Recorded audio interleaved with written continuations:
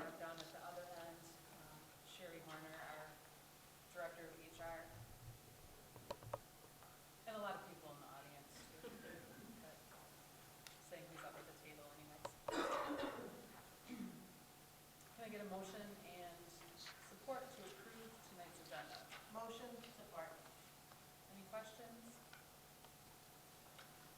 All in favor say aye. Aye. Aye. Opposed?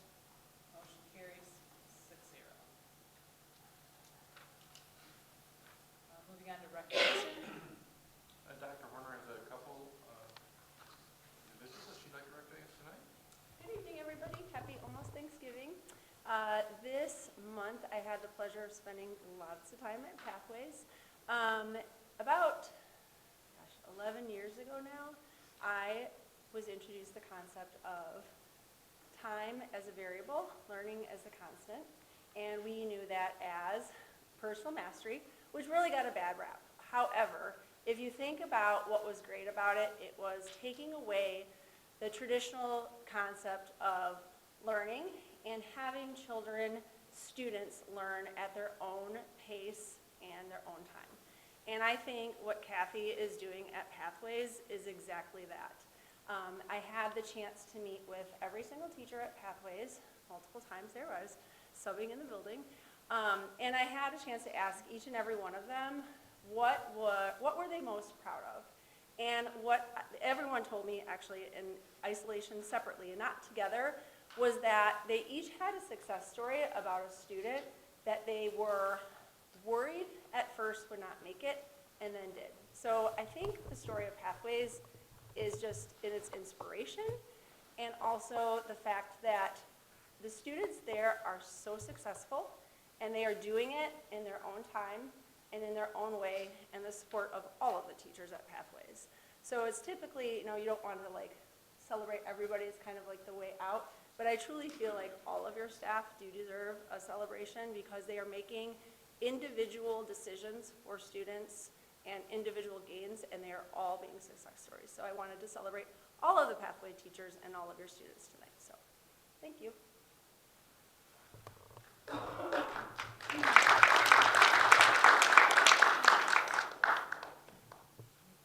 No worries about it. Oh, before we move on, Dr. Horner, I really want to thank you for bringing these recognitions to our meeting. We've talked for a long time about how it's nice for us to hear the things that are going on in the district, and you being in your role, you're the perfect person to do this. Tonight's was easy, right, as Kathy and staff and they're here. Sometimes when we get a lot of them, it would be helpful if there was something in our packet so that, because we go pretty quickly, and some of the names may be new to us, so I don't have a solution of what would be a good way. I don't know if it's just like a quick couple of bullets of who, if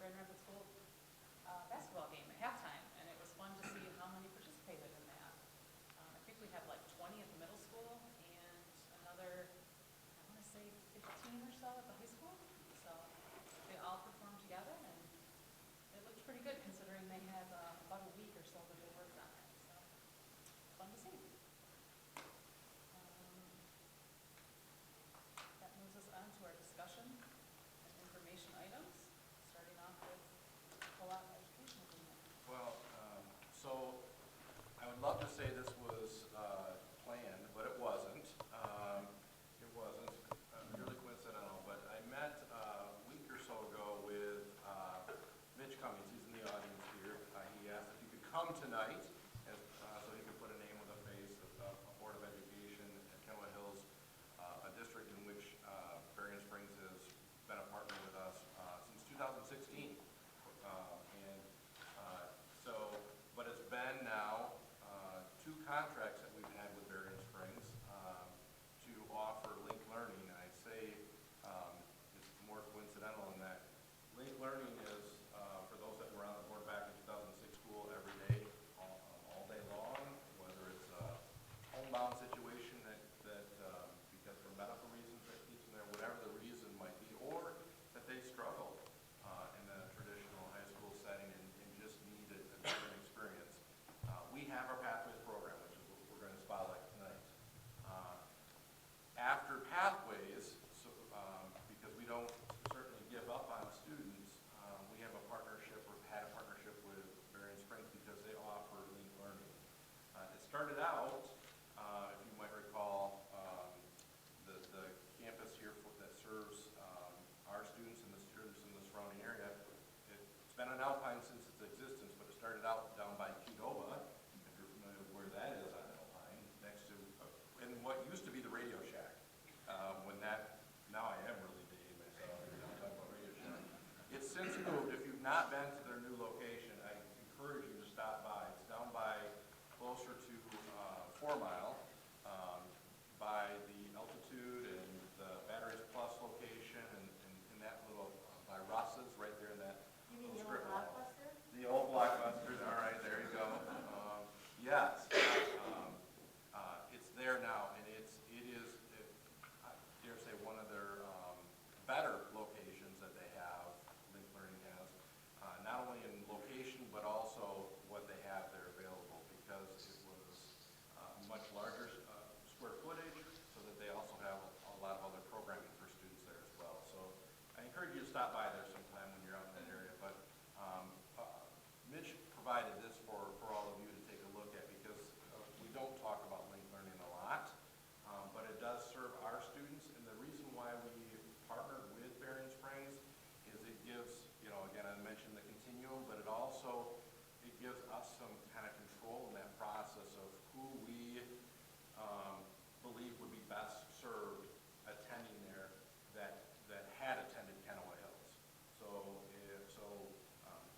Mrs. Cappy, Mr. Robron, others, our counselors, have conversations with the Berrien Springs team at Linked Learning to talk about the students and how they might be better suited and successful at Linked Learning. So there's that gatekeeping, if you will, but it also helps when I'm in discipline hearing for a student that is recommended for a suspension greater than 10 days, and this gives them a different mechanism, a different opportunity to find success as well. So we utilize linked learning in that capacity as well. But it's not a one-way street, if you will. There are examples of students that have gone there, not a lot, but that have gone there and that have made their way back. First to Pathways and then to our high school. And so it's been a great partnership that we've had. We have 5-year agreements with them. The board probably recalls that, with the completion of this 5-year agreement that ends in the spring, there's an incentive, there's a loyalty incentive, if you will, written in the contract. You'll see it's in there as well for another 5-year agreement. But I bring this to you tonight. Mitch is here to answer any questions that you might have, to say that we would like to, I'm recommending that we enter into another 5-year agreement with them. They'd like for that to be the case. They have a lease for that space, and they'd like to be able to stay there as well. But it doesn't only serve our students, as you can see by the chart up here. It's in your board packet as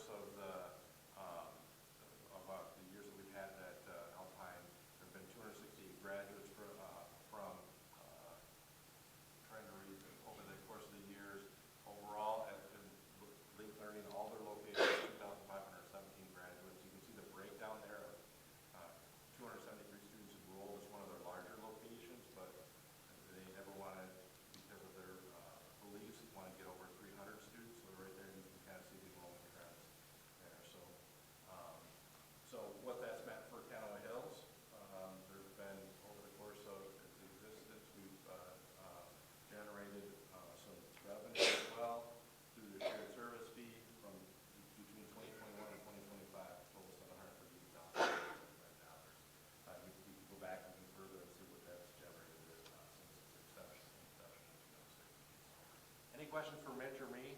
I have this under the consent agenda to enter into a new 5-year agreement with them, and wanted to be able to celebrate the successes already that we've experienced with Link Learning. Any questions for Mitch?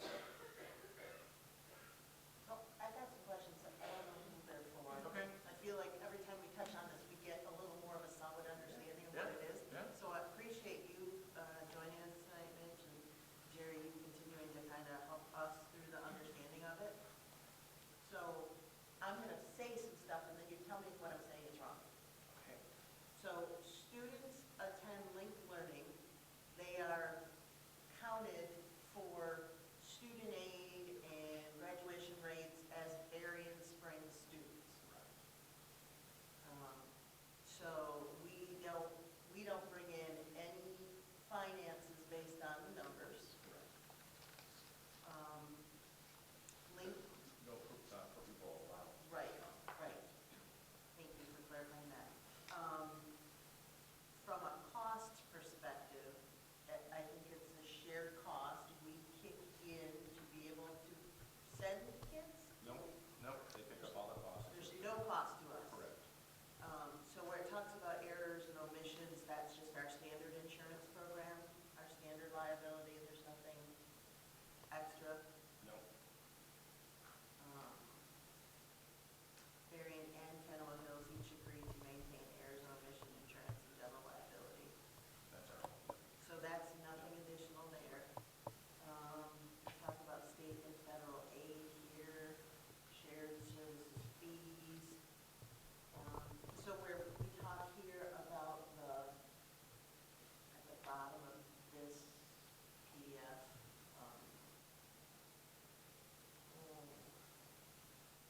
those numbers, I think this to look down.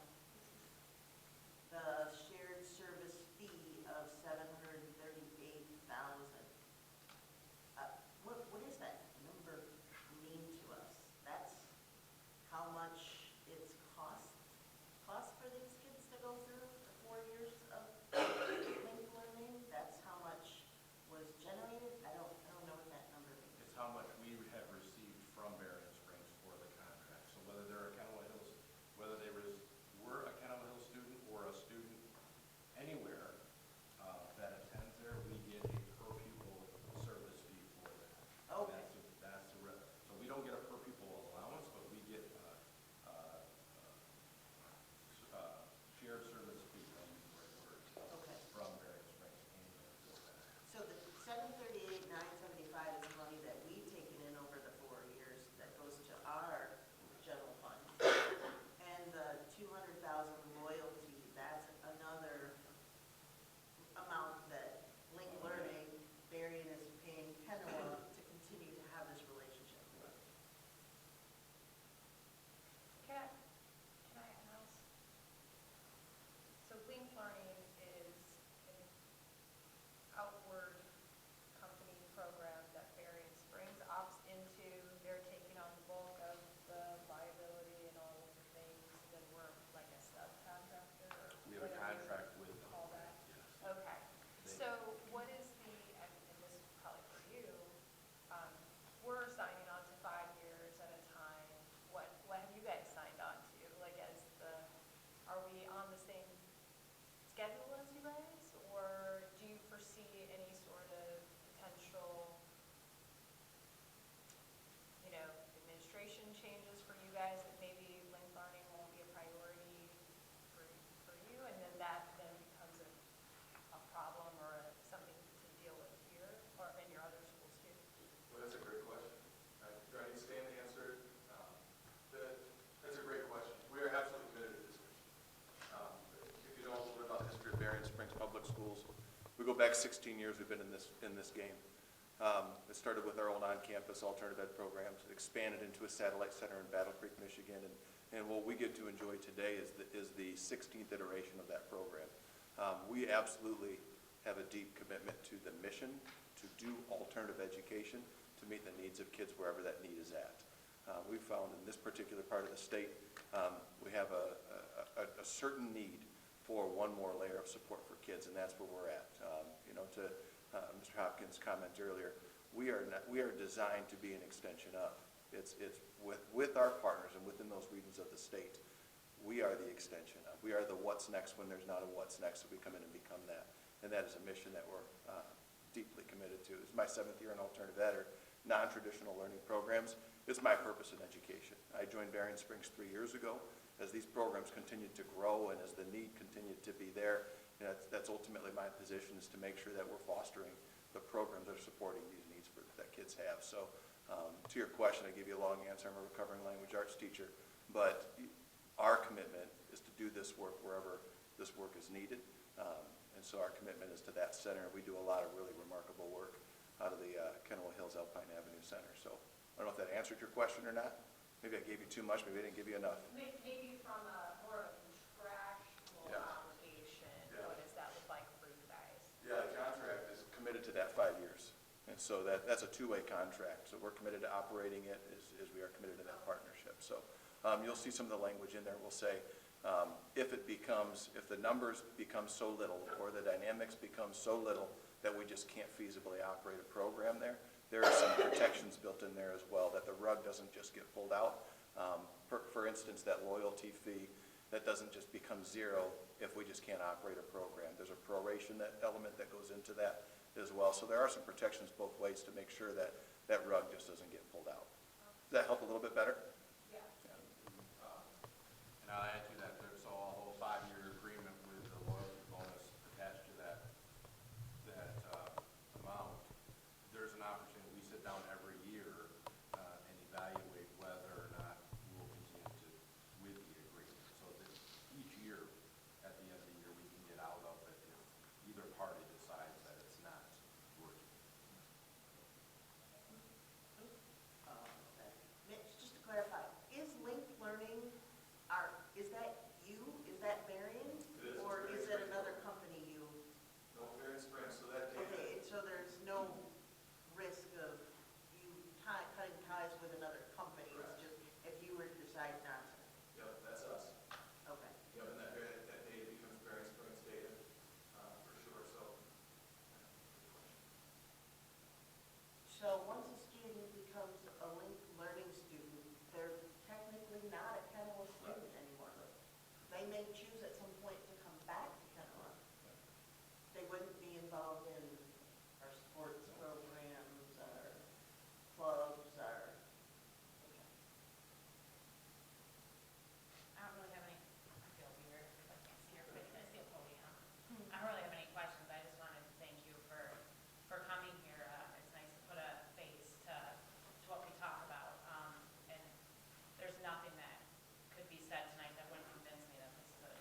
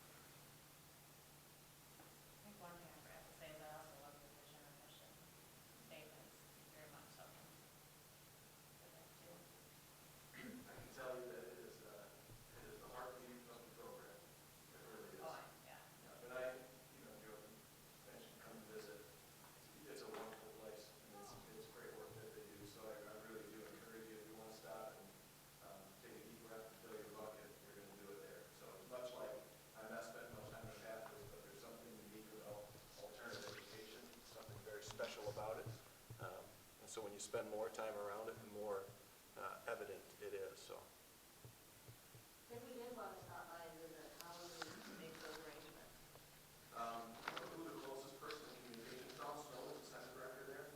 You could just, if you made a phone call to the center, you could just say, yeah, we're kind of ill, but we'll stop by and see it in action, and Mr. Snow would make those arrangements. Stowe or snow? Snow. Snow. Snow. That's a bad word right now. Yeah, you don't want to think that way. And my thing just alerted me to the storm that's coming. Thank you very much. Absolutely, thank you all. All right, that brings us to finance. Let's see, so first we had the bid awards on there, and luckily Autumn loans are all, oh wait, Kate is here, so I'm gonna hand it off to her, because she knows this better than I do. Thanks, Ken. So I'll make this brief. We can start, actually, I wanted to share a few highlights before we get into the bid result numbers, just because they were unique and pretty cool. We have 23 bid categories, meaning 23 different types of work happening. 19 of those contractors that will be awarded are actually return contractors. It's one of the higher turnouts that I've seen ever. Just says that people want to work at Kenowa, they like the district, they like the people, so really cool stuff there. The average distance to the district was 13 miles, which is also really unique and really cool. We had 7, 8 bids in some of these categories, which is a great indicator of participation. People love the district and they want to work here. So just a quick overview of what we have here. So all in, you'll see 2 budget comparison numbers on the actual board summary. We like to compare, what was initially allocated in the bond funds, and we also like to compare what was bid results to our latest budget. That latest budget is probably the truer indicator of how we came in on the day. So for our DB budget, which is our design development budget, the most recent budget we had before we went out to bid, we came in 1.288-ish under, which is fantastic. I would account a lot of that to just great bid participation, great contractors, and actually really good design drawings as well. And then as far as the bond funds available, that number was a little bit lower. We were technically over 1.883 from that number, but we haven't been using that number to track since we kind of started design. So just good to have that number there for reference. And then just to speak to the alternates a little bit, we did have one big alternate, and that was something that was drawn in on the drawings. It was to add the 2 classrooms, and that one came in, we'll say roughly $850,000. So at this time, we're going to pass on that one. I'm just talking with the district and different priorities and the way they align. That one we'll kind of hit the pause on for now. And then we did take 2 deductive alternates. One of them was basically the finish on some of the block. We said, hey, it's about $10,594. We don't really need to spend that if we don't have to. And then some decorative windows. That was a deduct of $10,137. So we passed on those 2, meaning we accepted those alternates, took those deducts, put it back into the budget. The one alternate that was accepted was for some electrical lighting control upgrades. The value there was about $67,000, so that one was an add. There were some voluntary alternates as well. There's some cedar fencing outside of the ECC, and the bidders didn't really know how it will be situated, so everyone kind of broke that price out. So we took that one, and also a food service equipment, future equipment that we know we needed, but we didn't have specs on.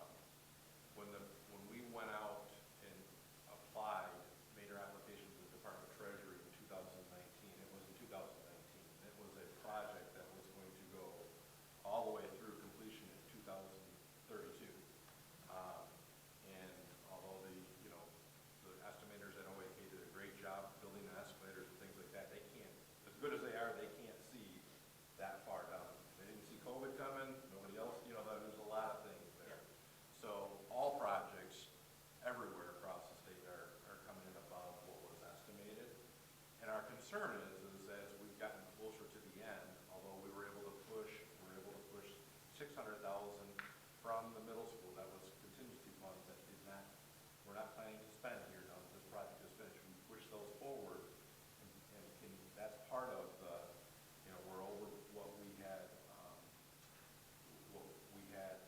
for the, when we went in application, we know that there's 600,000 we're pushing forward. Each of our projects we pushed a little forward too. We're doing that here.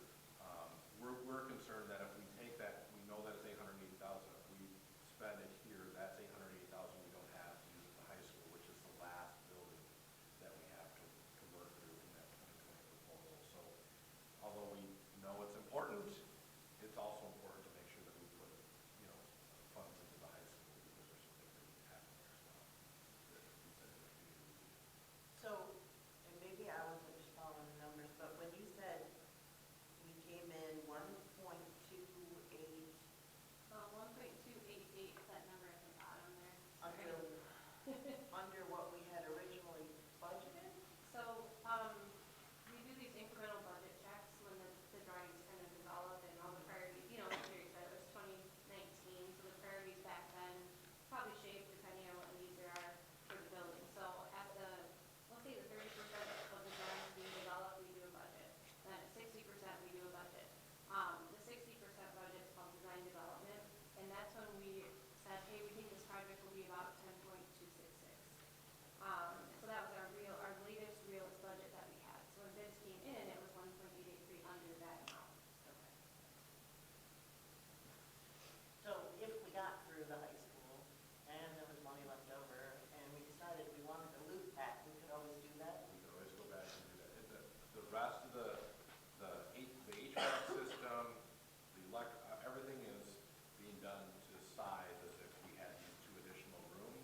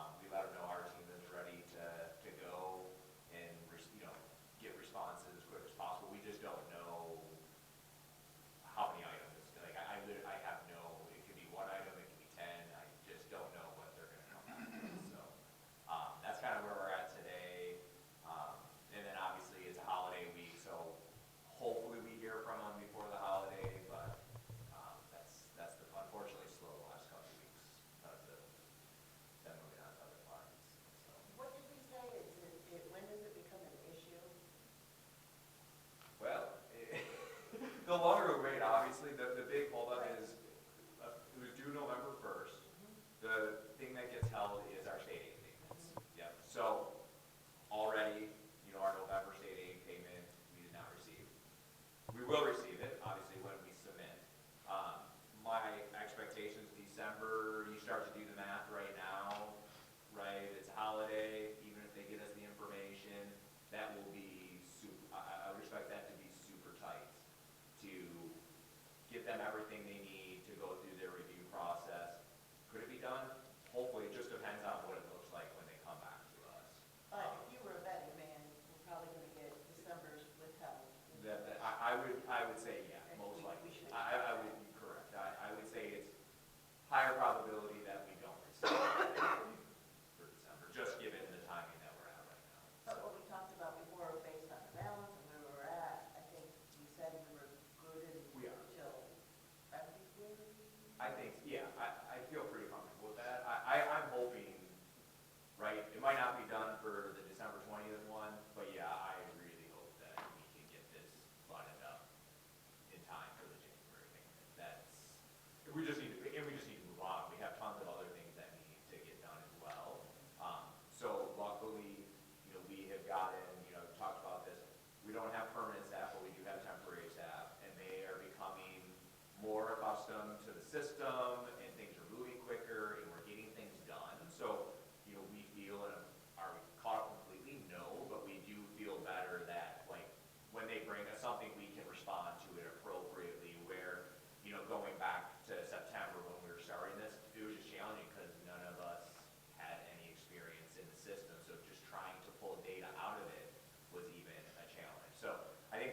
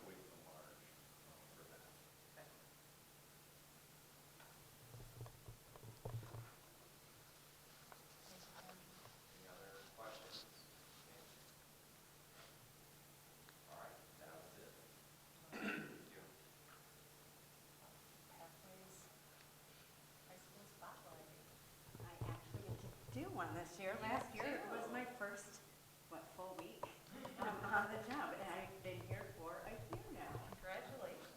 Thank you. It's been an interesting ride, and I love it. So, thank you. I do want to make a comment that doesn't have to do with my presentation, but it does have to do with Link real quick.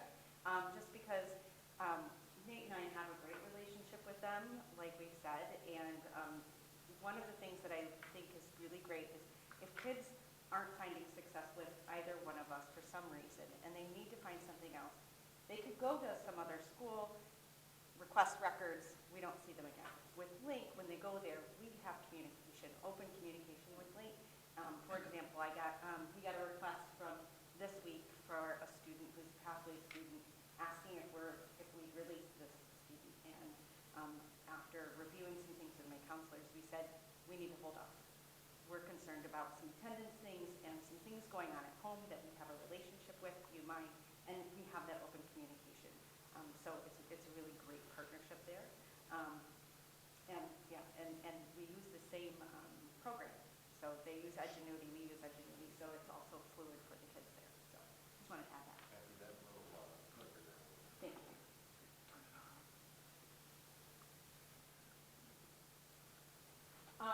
So one of the things coming into Pathways, getting my feet wet, getting acclimated, it being an alternative program, I wanted to make sure that I learned the program, learned what was going on, met with everybody, but also had some things in the back of my mind as I took on this position to really figure out what's going to stand, why are we different, right? What's something that can be different or should be different about Pathways than just an alternative?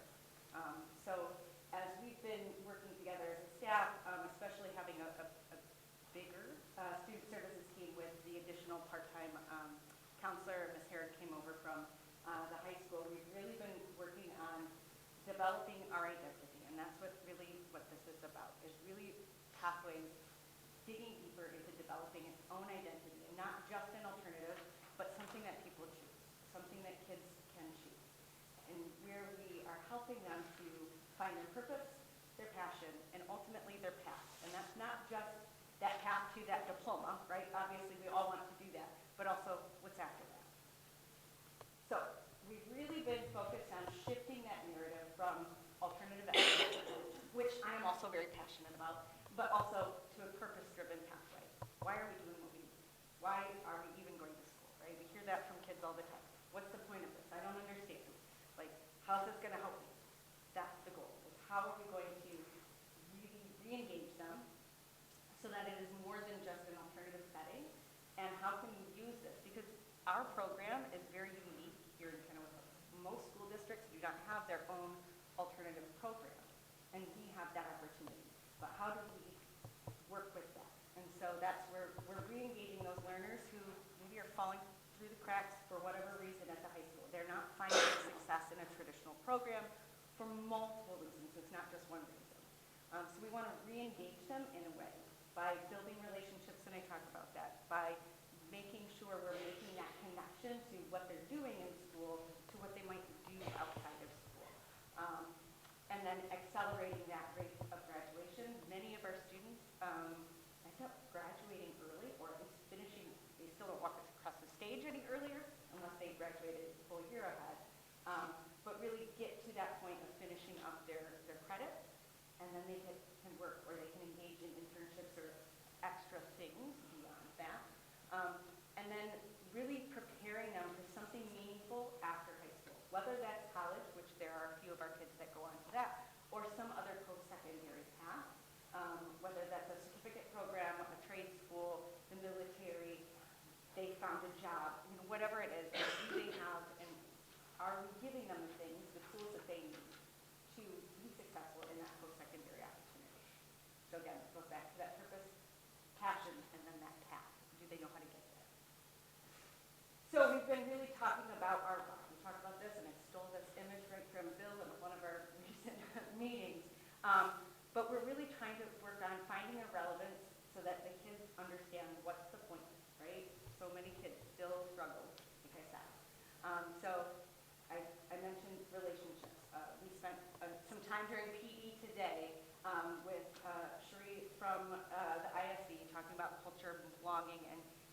sure that so much of that is rooted in relationships. Sherry mentioned that in her praise of the staff. Our staff build excellent relationships with kids. Yep, our teacher-to-student ratio, right, we're talking about 30 students-ish to a teacher versus sometimes at a traditional high school, those teachers have 150 kids. So our teachers have these same kids all day long, so they can build more meaningful relationships, right? Our staff, and not just from their classroom, right? So Mr. Luke, who teaches our social studies, he has his core group of 30 kids, but he also builds relationships with every kid, especially kids who take social studies, because he's grading all their social studies.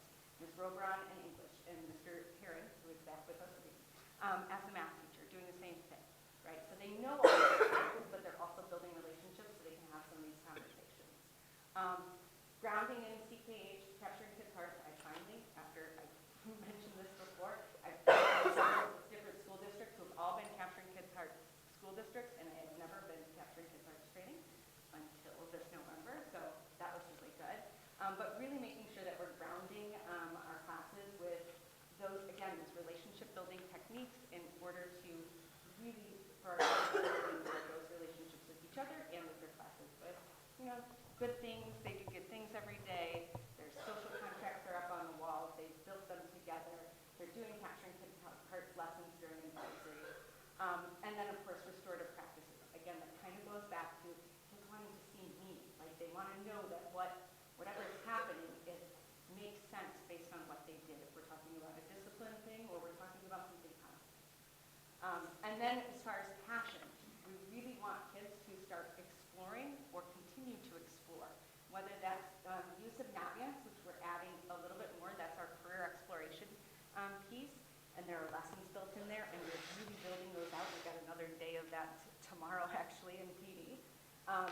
Taking more field trips, again, going to Adventure Point 4 times a year for some of those team building and leadership skills. Going to visit college visits, we've taken a few of those. We've had other colleges come in and talk to our kids about those things. And again, we've got GRCC and we've had Grand Valley. We have Lawrence Tech coming next week. We've had students go to, blanking on the name, but at the technical college down in I'll come up with it. And then again, KCTC, we have a large number of our students who participate in some of the KCTC programs. And then WMCI, which is part of KCTC kind of, which is the West Michigan Construction Institute. Work-based learning, that's something we are rebuilding. So we don't have any students placed right now, but that is something that we are working on building out for second semester and then continuing. And then job shadows. I've been reaching out to a lot of local businesses, so have some of the staff, in order to help get our kids into different jobs to just see, right? Again, that's something else we talked about earlier today during professional development. We do what we see, or we, you know, and many of us got into our professions because that's what we knew, right? We weren't exposed to a lot of things. So the more we can expose kids to things, the more they'll know what's out there. We did a professional panel last year. We're going to try and do 2 at least this year, where we invite people from the community to come and talk about their professions. But I ground that in, I try to find people that found those professions in an alternative way than the traditional way, so that, again, kids can see themselves in these adults, in these community members around them. And I mentioned college visits already. And then that building a personalized, supported routes to graduation and beyond. So we talked about that too, right? So each individual kid has their own individual path at Pathways. So some students are taking 2 Edgenuity. I got kids, a couple of kids that are taking stand at the high school. They're at KCTC and they have Edgenuity classes, right? We have kids that go to WMCI and then come back. Kids that have jobs. Kids that do, you know. So we try to match what they need and get them to graduation that way, but then also beyond. What are they interested in? And then how are we going to help them get there so that they know the goal is when they walk across the stage, they have their diploma and they know what they're going to do next, regardless of what that next is, and they know how to do it. I just included, we did something fun this year. If you've not been in Pathways,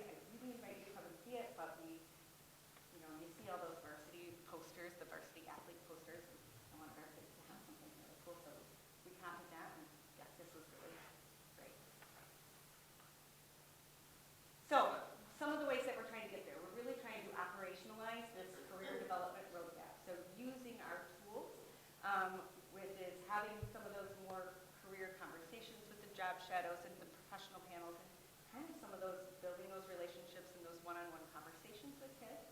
To what are you interested in? And then use our tools, use Naviance to explore some of those things a little bit further.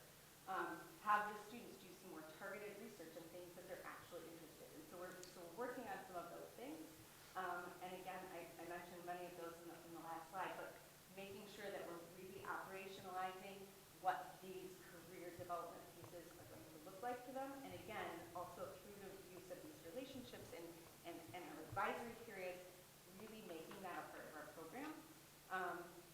And then connecting that to our district's priorities, which again is part of all we're doing. I'm going real fast. Try to slow down. So again, kind of what makes Pathways distinctive and not necessarily alternative. So just to give a little bit more information, I know many of you really do know we use Edgenuity with teacher support for some of those core academic things. We've really been focusing using that advisory period and the luxury we have that the high school is kind of beholden to this bell schedule that we don't have to. So for example, this week I worked with teachers and a consultant teacher friend of mine who's a retired teacher, and we went and pushed into classrooms and did a rapid challenge with each classroom using the design thinking method to start to teach the kids some of those skills and to reinforce what the teachers are going to do. And that takes more than 25 minutes, so we're able to stretch it and do what needs to be done. Was it good?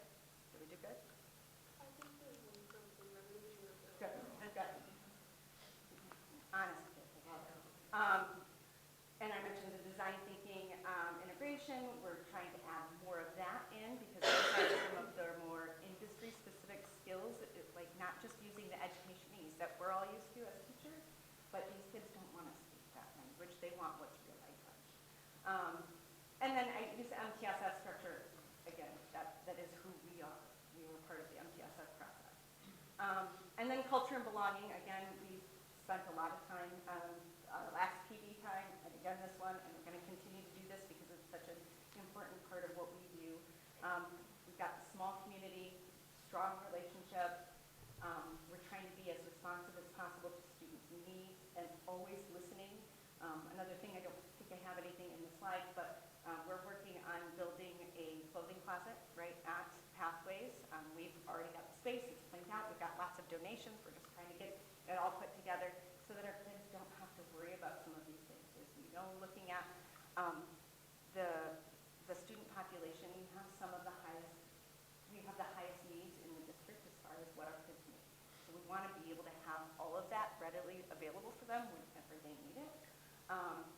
Trauma-informed, adult-connected environment. I think all of our teachers have been through some sort of trauma-informed training and continue to research and work together on doing that because we know that so many of our kids, and that goes for the high school too, come to us with a lot of stuff that we have to deal with.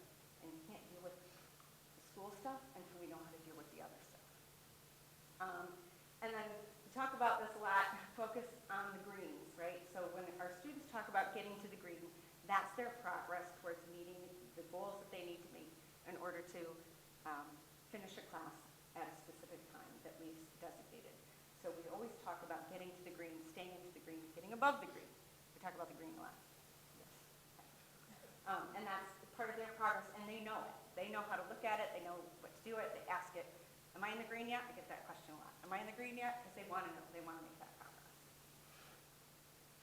And some of our outcomes. So kind of last year's students. So we are still seeing a positive trend in graduation rates for Pathways High School. Some of our kids, it's like pulling teeth at the end sometimes, or even having some really honest conversations. I met with a lot of students and their parents in the last 2 weeks or so to say, this is it. This is your time to shine. I can't put in more work than you put in. I will do anything I can to support you. Your teachers, our counselors will do anything we can do to support you. You got to do it now. Some of them still wait till the last minute, as most many high school seniors do, but they did. So I just threw in a couple of our amazing graduates, and you guys remember Maya from last year. I actually talked to her not too long ago because she had to pick up her yearbook, and she's doing great. Christian's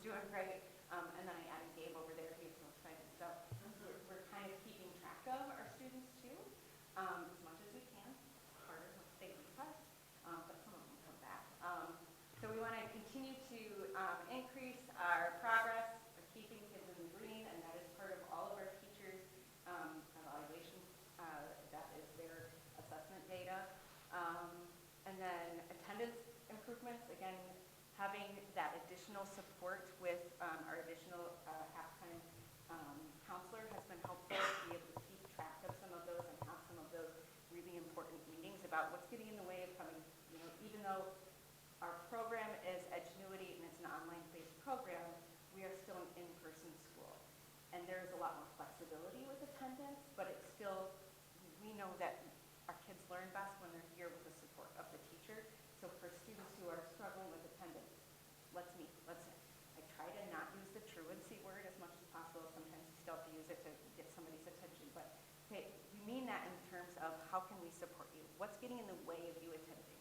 How can we help? I mean, I've gone and picked up kids recently, right? There were some transportation issues because of kids sleeping and a parent working and then they missed the bus. And then successful completion of KCTC and WMCI. That's some of our success stories.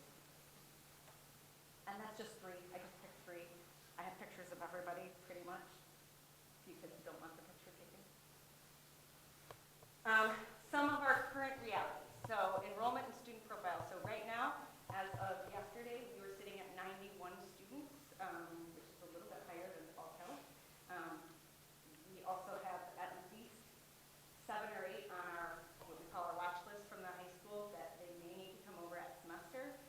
As one who just moved into the district that we may end up getting before that. So we're sitting pretty good. But we also have 3 students who completed all of their Edgenuity classes, 2 who are completely done, they have graduated, and 1 who's just needs to finish up at WMCI, so he doesn't even have to report to school. And not even quite the end of November. Cool. And then, like I said, they come with a wide range of academic abilities, school challenges, post-secondary aspirations. Kids who want to go to a university, kids who want to go to GRCC, kids who want to go to trade school, kids who want to go out and get a job, everything in between. And we have to support every single one of them and help them with that path. And so, like everybody else, and this part is not unique to Pathways, but all of us schools, we are seeing an increase of needs. Whether that is financial needs, support, familial, right? Not everybody has all the same support at home, but we just see those needs increasing. So we want to help with communication and finding them the support that they need to help them as well. And we're growing. So even though we can only get so big with student count at this point because of state, unless Mike wants to give me some more room. But we are trying to grow in other ways. So like I mentioned earlier, work-based learning, we want to increase those placements, which will be easy from 0 right now. But we want to increase those. We are working on building our business relationships in order to get students out into the community a little bit more, whether that's job shadows all the way up to internships, hopefully. We're doing more career exploration field trips. All of our classes, all of our teachers took their classes to a different industry during the month of October for Manufacturing Week. So again, just to get our kids out into the community to see what it's like and to see what some different businesses are. Even if they have no interest in manufacturing, the goal is to get them out to see what the real world beyond their school building looks like. And then specific career pathway integration, we're trying to do that within our program in order to directly, impact our school district goals. Even though we're small, we're much. So again, our commitment to expanding work-based learning placements. We want to continue to deepen our partnerships with KCTC, WMCI, and local businesses, align with our district's workforce readiness priorities, kind of getting back to that, a little bit more of that proud of a graduate. What are those skills that our kids have when they walk across that stage? And then planning for authentic career exploration at all grade levels. We need to continue to communicate and work together to make that happen. As I said, so we're working to continue to develop that identity, purpose-driven center for personalized learning. Again, making sure that what we're doing at Pathways is for Aaron, for Christian, for for those students and not for me, doing it for the kids. Making sure that it's a place where kids want to be, they feel comfortable, they feel safe, they feel loved, they, even when, you know, we're all tired, right? It's right before a holiday, but we want to make sure that they know that we're here. And then we want to be a program that's proud of our niche and that we're not just defined as an alternative ed. So, I've really kind of said all of this already. Don't need to repeat all of this, but these are all the things. We want to be that hub. We want to be that place where kids are going, oh, I'm going to go to Pathways and I'm really going to understand my path for beyond high school. I know how to get to my graduation and I know what I need to do when I get beyond graduation. Been talking a lot, I don't think I need to go through all of those things. So I just included some of our pictures of the kids. So also kind of unique, this year we had our first student from Pathways who was participating in the student leadership community along with Chase. Jamie Beakey is our student from Pathways who's also participating in that. So we had an opportunity to do that. Our students who've done the Discover Manufacturing is up there, playing Jenga because we also have fun and advisory, and do some community building activities during that. Celebrating our seniors, making sure that they know that it's a big deal to be a senior. It's a big deal that you've gotten to that place. And then some of our college visits. We also have had the opportunity to, once a month on Friday, send a group of students with some students from the high school over to Kids Food Basket. Again, getting them out into the community, helping out their community. And then leadership activities at Adventure Point. A mouthful of lies. We talk about these all the time. Here are questions for me. I want to say a lot. Everybody here knows how passionate I am about Pathways, and I always will be, whether I sit at this board table or not, I always will be 100% dedicated to that program, not just because of my family, but even before that. My daughter had a couple of friends that had graduated from the program. One is an electrician at Fines Idlestra, and one is working at Meyer headquarters, and I just know what the program does. I want to speak to the teaching staff too. I have never met more incredible people than when my son entered the program. My son didn't have Mrs. Robron as a teacher per se, but the messages that I got for her, the messages of encouragement just as a mom, were incredible. Mr. Heron, still, my son, Braden, can contact him anytime and ask for help. Whether it's finding a job or just whatever, life advice, he's still available. Teachers don't disconnect from their students. I like the idea of focusing on after graduation because that's vitally important, I think, for a lot of the students that do finish the program. I do not have enough positive things to say about Pathways. I could sit here for a long time and say that, but what I do want us to recognize is that I know we talked months back about having you in your position part-time, and I'd like just to reevaluate that situation sometime very soon. It's just so important. The work that goes, I can tell you, I will drop in Pathways. When Mr. Heron came back, I came to visit him, and we cried for a long time in front of all the students about Mrs. Sikansky and just that full circle moment he had. But I was there, at least 3 families had come in and out of the building. People are engaged, and it's a lot of work. It's a lot of communication with families. It's a lot of communication with students, keeping track of where they're at, what they need help with. It's a lot of work, and I just want that recognized. And I'm just so proud of the program. I'm so proud of it. So thank you. So I've got a couple questions. Sure.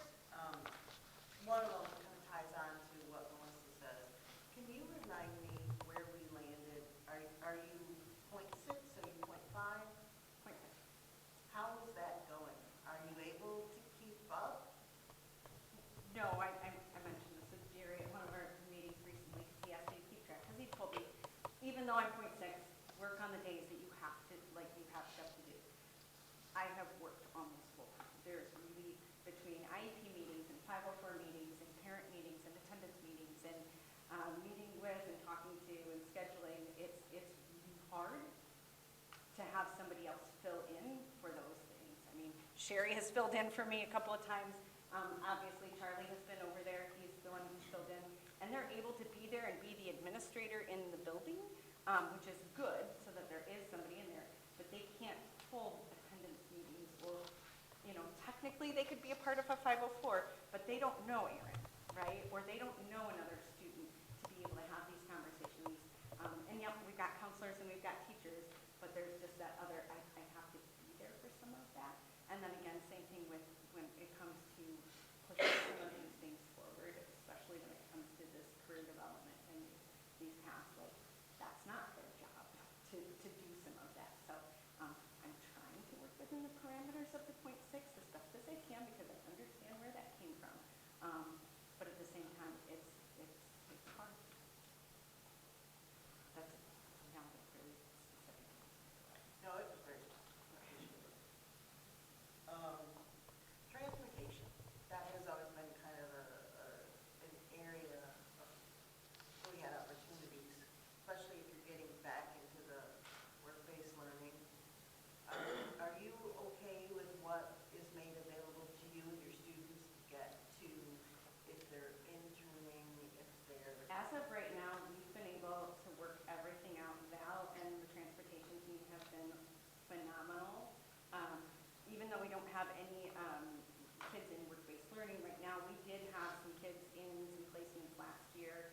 And I never once had to ask somebody to help me go drive someone somewhere else. Transportation has been able to pick them up. We've had to do a lot of communicating because, again, we've got kids over at the high school in band and then come over to us, and they're transported by a bus. We've got a kid in orchestra. Like, we just kind of try to work it out between Nate and I, but it's at the high school, working with Val and transportation, and same thing with KCTC, WMCI, and once we get to more internships and work-based learning. So I'm not anticipating there being any transportation. Okay, that's good.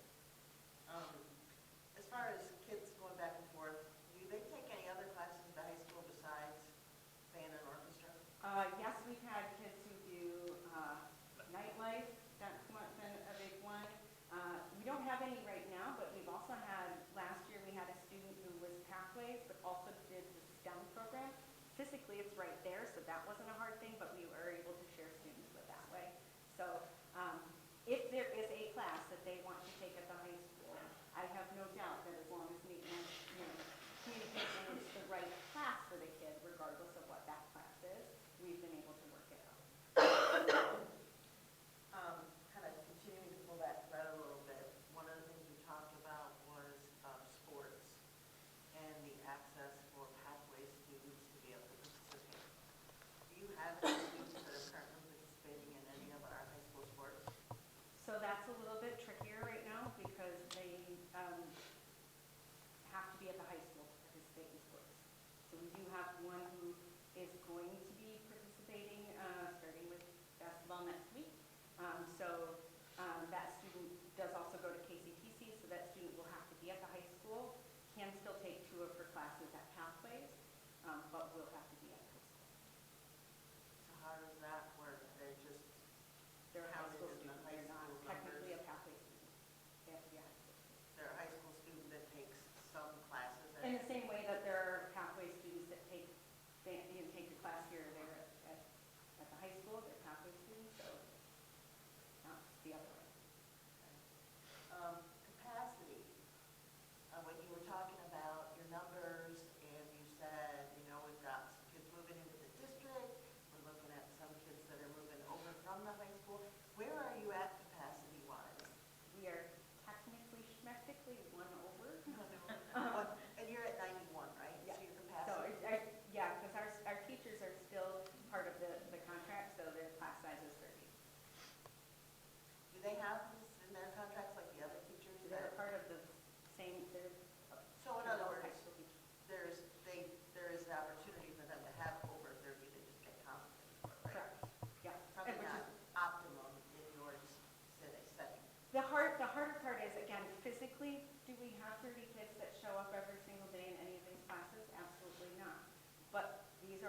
those kids who need the most attention one-on-one. And any high school teacher, any of us who have been high school teachers, especially English teachers, also former recovering high school English teacher, right? If you're Jane Robron, who's one of our high school English teacher, who has, maybe only 15 kids sitting in front of her, who also have all these needs, she also has all of the kids to grade all of the essays and help with all of the English. So even though they only have 30 kids in their class, they're still responsible for every single kid in the content area. And some of those kids probably have some additional needs to see Yeah, too as yeah. well. So we're right where I'm not comfortable going a whole lot over 30 because of those needs unless we have additional support. And we don't have the space for the additional So support. it would be both a staff and a space issue. I thought we had 99 last year. Is that actually a decrease or having We more? did, but that's also, as we went, and we can take more when we start talking about as kids graduate. Technically, they stay, they won't be on our February count because they'll still be with us, they'll still get all of their emails in order to go through graduation. But if they don't have any classes, we won't get to count them. We are down from last year slightly, but I see that increasing again. But again, there's that weird little, are If they they go physically present? faster in their progress, okay. Yeah.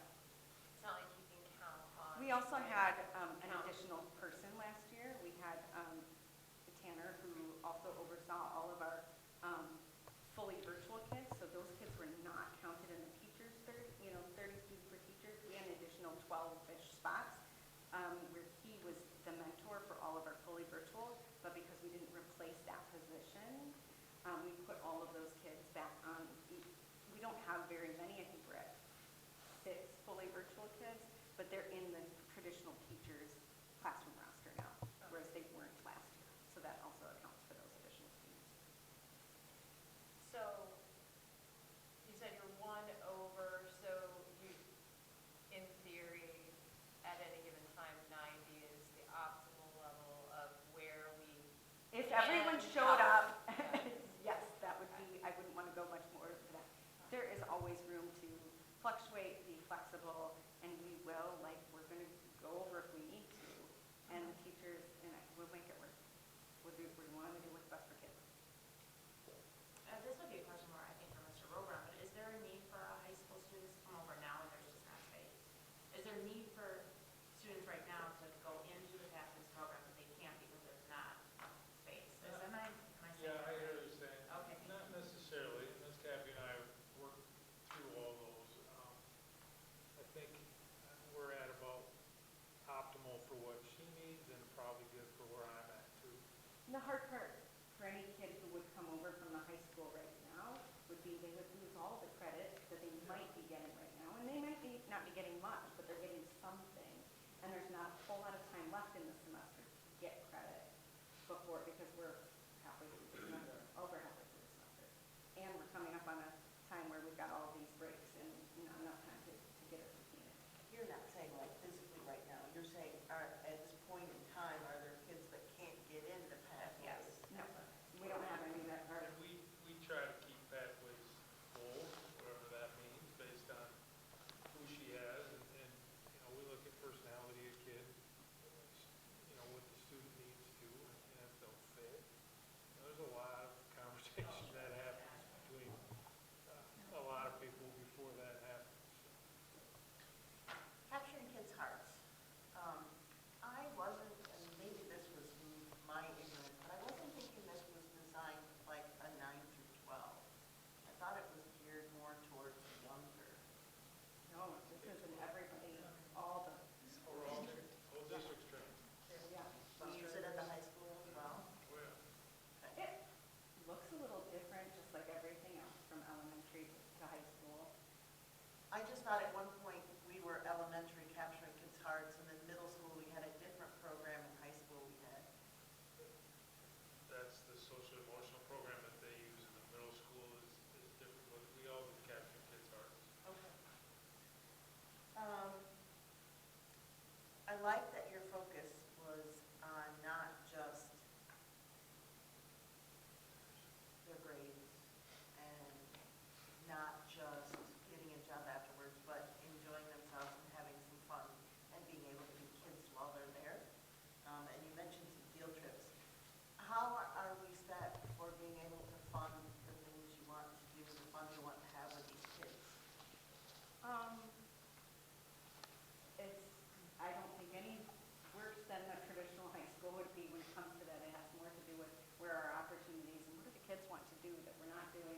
how do we fit it all in kind of a thing. So I have yet to run across, I want to do, but we can't afford it. Okay, good. And the way I see it, I see every year, at least for the past several years, where things have been added to support the students. I've not seen anything really taken away. I've seen, well, except for the work programs, but I haven't seen anything, more things have been added, like posters on the wall. Those are huge things. They may seem small, but they're huge. Yeah. Yeah. I'm just speaking from, I've seen some of the things that Mike has done at the middle school and how he's gotten the kids more engaged and you see that joy coming back and they're having fun, and I like that you're going to do that too, and I just wanted to make sure we're supporting you. When I think that even though there's room for growth with our design thinking and rapid challenge, we've all said, all of the teachers I pushed in, like I've never seen our kids as animated and as engaged as they were. And it might have been just because they were making arts and crafts in their brain. But they were talking to each other, which when you're working online most of the time in front of a screen, they don't have to do a lot of talking other than, they socialize a little bit here and there, but they have to actually talk to each other to like build something, ask questions. They don't get an opportunity to do that very often. So we're trying to build some of those things that are fun, but also teaching them some skills that they're going to need to have when they get a job. Oh, yeah. Thank you very much. Excellent first presentation. Thank you. Thank you. All right, student representative reports. Chase, would you like to? Yeah, I can start. So as she said, I'm part of the KISD leadership community. It's 2 kids from schools all around Kent County. Basically, all the schools are in KUCTC. Are 2 students who are in this group. We hosted an event last Monday. Listen, learn, lead. I was MC for the event with one of my peers. Her name's Riley, which was great. Jake was also there. They featured art, music, day in the life videos to represent the impact that school has on students' day in the life, just to give adults a real life scope of what our days look like. And we focused on topics such as engagement in the classroom, mental health, and school safety as our main topics. But we also had conversations about how artificial intelligence affects schools daily and how teachers can use it as tools, but not make it so students feel as though they need to use it every day to get an education. I think that it went very well. It was fun being MC and being able to be up front, walking around, hearing people have conversations, seeing people take notes. And we're going to have more conversations about it, and that's when it really funnels into school systems more after that. But yeah, Mr. Rowan was there, Mr. Rowan was there, Mr. Nathan was there. So, Was it at the Kent ISD? no, it was at Frederick High Garden Ball. Can board members go to the event? Yeah, I don't know. I didn't even know. I would definitely love to do that. Maybe next time. Every November. Oh, well, next year then. That's all I was at. Thank you. So I wanted to go off of what Miss Kathy and, sorry, I forgot your name. Mrs. Horner. Miss, what was it? Horner, like a car horn. Miss Horner was saying, classroom atmosphere at Pathways is really nice. The last couple of weeks, I've been going into Miss Roveron's and Mr. Lindstrom to help with tests and stuff, which I'm really blessed to have teachers that are willing to help me one-on-one with those. But seeing how like the students interact with one another and the teachers, it feels more like a family atmosphere than it does like a work environment. And I'm not saying that's a bad thing at all. I think it's a really good thing to build those connections with those kids. But yeah, I've been doing that, and then see, I think that's all I really have to bring up. Because I've seen that a lot, and I feel like it helps the kids a lot more than it would from when I was at high school. I didn't feel like I had that connection with my teachers necessarily. But at Pathways, I have that connection. I'm able to go with them if I'm going through a hard time, and they're able to help me there to support and guide me through it. And if they need to adjust like my schedule or something, they're willing to do that.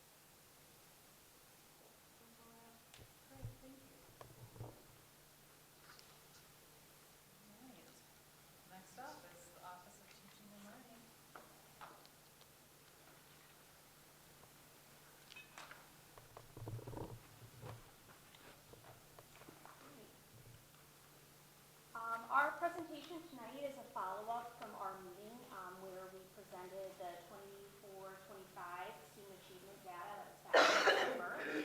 We highlighted some celebrations and challenges and some historical trends from our MWEA data and our MSTEP, PSAT, and SAT data.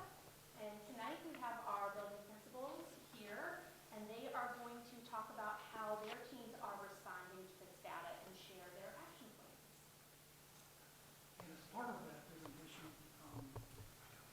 there are documents in your packet tonight. They utilize a common format that we've had introduced to the board. That format is there's documents for the elementary, middle school, high school pathways. Our focus for this evening includes the K-12 span. Unlike last year, we broke it into 2 meetings. We've got everybody here tonight, this meeting, and then of course you'll see alignment to the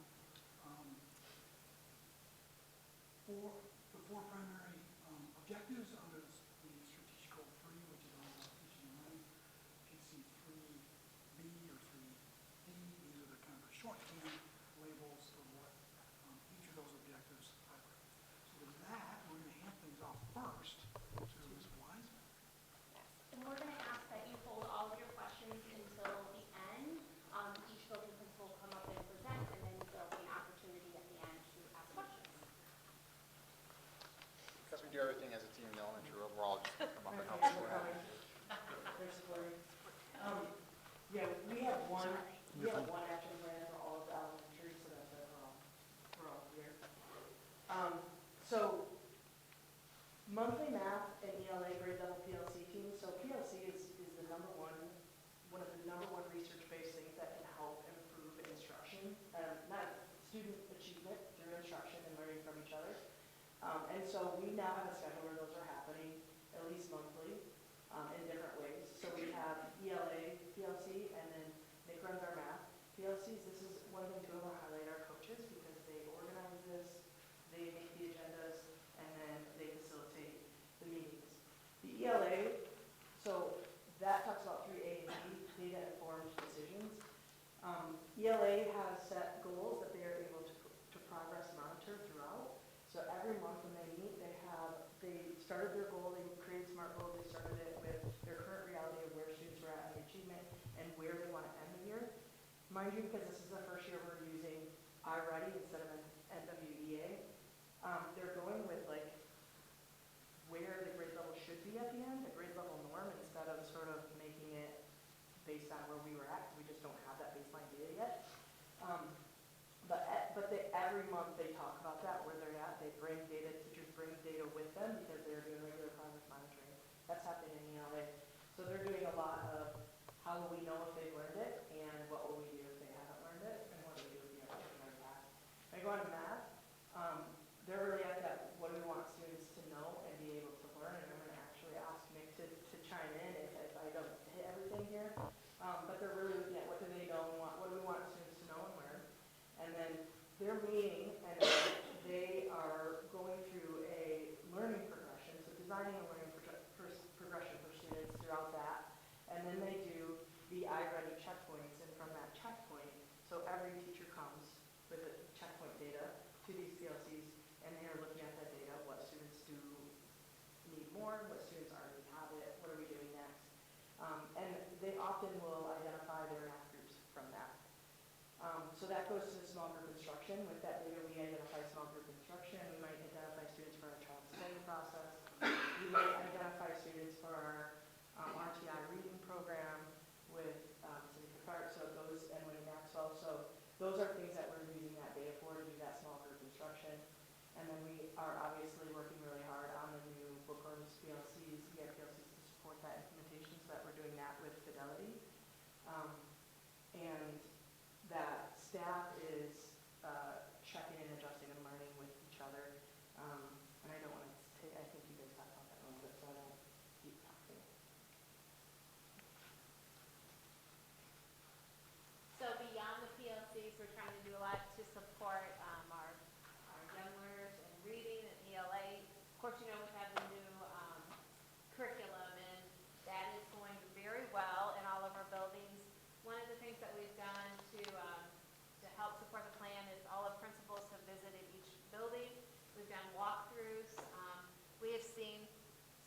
lessons from kindergarten through 5th grade.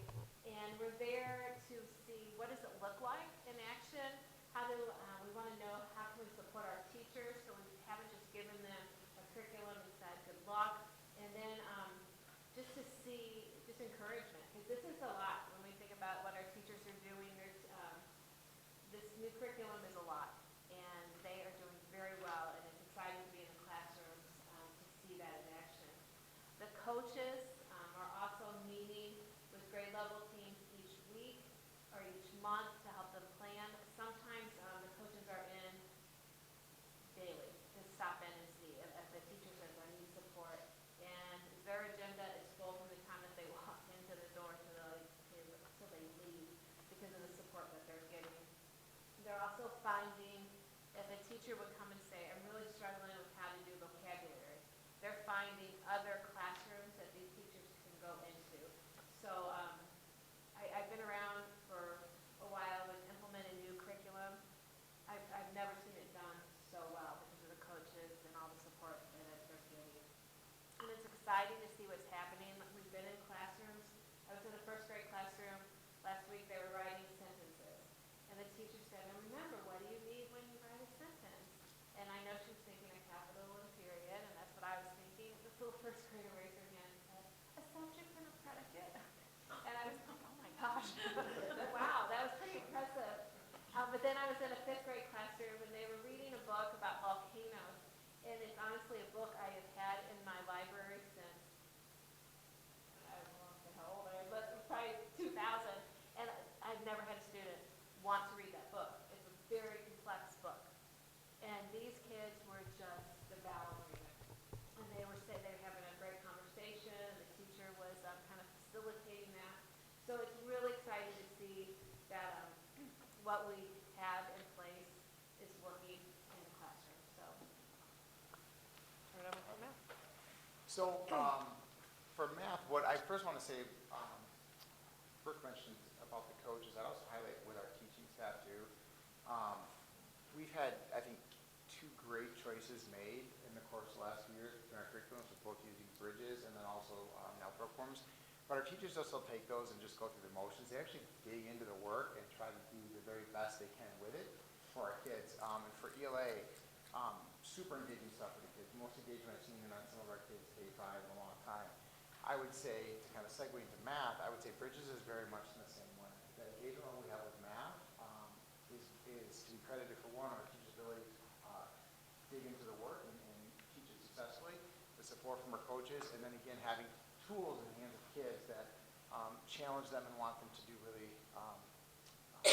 great stuff in that subject area. So much like Abby spoke to, we have our PLC team meetings. With math being implemented, having Bridges implemented for multiple years, I'd say one advantage that we have a little bit with math right now is that some of our teachers, our teams of teachers, are able to do their own PLC team meetings without the guidance of the coach. So that's one thing I think that we can expect to see with DLA. The more time that we have with this curriculum, the more they become familiar with it. And again, the more data that we acquire from using iReady and some of the other tools within bookworms, you're going to see that same trend. So I think that's also exciting. But math will a little bit farther ahead because we have longer time to implement that curriculum, if that makes sense. As you can see, we follow the 5 must-dos for Bridges that are listed there on the corner, down in the corner. I won't read those to you guys. But we are using our kind of walkthroughs to make sure that those are getting done. And then not only that, are they being done in the right way? So for example, we talk about making sure that number corners being done right, being done in the classroom. But not only is it being done, is it being done right, is consistency across the different classrooms within one grade level and then across grade levels. Nick does a great job supporting our teams in that way, both individually, for those maybe that might be newer, change grade levels. He does it with our teams, and then I'll speak in a minute about how he's also done it with our staff meetings, even today when I was in their PLC in kindergarten today. So that wraparound support for teachers kind of keeps that Bridges alive, because it's easy as you dive into curriculum to be able to kind of, start going through the motions. But because we still have that as a focus and we're monitoring it, we continue to see that effort to improve and get better at it. As Brooke mentioned, just like with ELA, we have our math team walkthroughs. And what's been great about those, we kind of identify some areas that we want to continue to target. So we are doing, the must-dos. But what are some other things throughout that process that we can analyze to be better? So the last one that I'll use as an example, we went through our walkthroughs, we sat down with the math team. Members of our math team and teachers have been part of that team for a few years now. But our teachers that have been kind of the ones that were the leaders with Bridges right away and have been to Michigan and some other different learning opportunities and just have that passion as well in that area. So some great leaders in the districts. We have our coaches, but we also have teachers that are in the classrooms, and we also have some great teacher leaders, and they really comprise that team. They dive through that data, they have some discussions, and one of the things that the team analyzed recently through those walkthroughs and discussions was looking at how the think, pair, shares are used in the classroom, what they really should look like. So diving into it a little bit deeper. And then at our last elementary staff meetings, that was a focus point for people of the math team to present to the teams in the buildings. And so now we have a better understanding of how that's going to be used. So when the book speaks to use a think, pair, share here, there's some common instructional strategies being done too. And then again, another example, we talk about getting tools in the hands of kids. Nick just today spoke at our PLC about in kindergarten how to use some of the toys and things like that as that really meant to be kind of instructional tools and things like that. So I think that really the work that we're doing in math is still being done at a high level. And now we're really trying to kind of dive deeper into those areas we can still work to improve to really keep student engagement at a high level. And the last part of our strategic plan, we've talked years about personalizing instruction and how important that is to meet the kids where they are. And in the past, teachers have had to pull from many different resources, and it takes a lot of time and a lot of guesswork. Now that we have iReady, we're able to just let the student take the test and take their course on the path that's designed for them. The principals and the coaches are following up to check and make sure that teachers are using it. When we see the numbers are low or the lessons are low, we can step in and say, how can we support you so you can get this? We've also sent home computers with students, so it's equitable. If you don't have a computer at home and you want to do iReady at home, it's not required, but if you want to, we will make sure that that happens for you. So we are tracking that, and we're hoping to see some great things from that. So that kind of wraps up what we have said. This is how we're going to meet our goals and make sure that all students are learning and growing.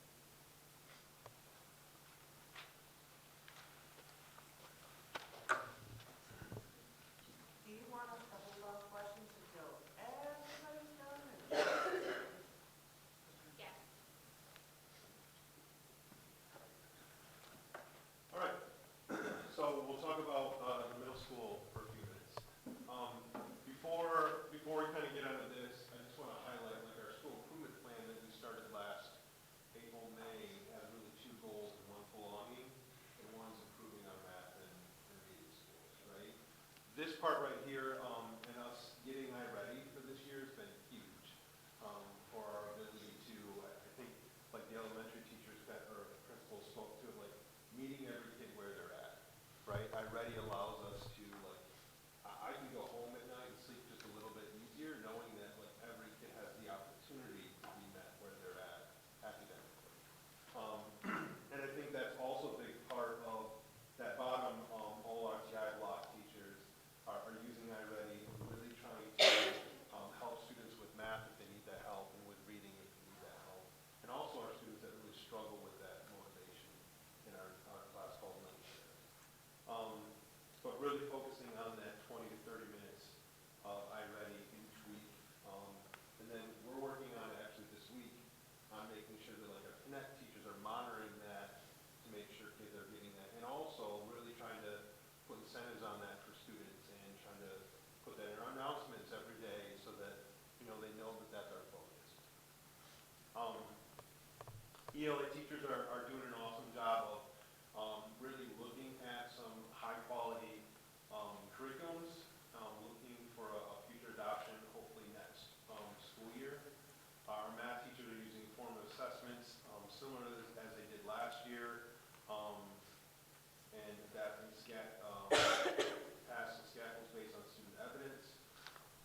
Our science teachers, and this is a big push secondary-wise, our secondary department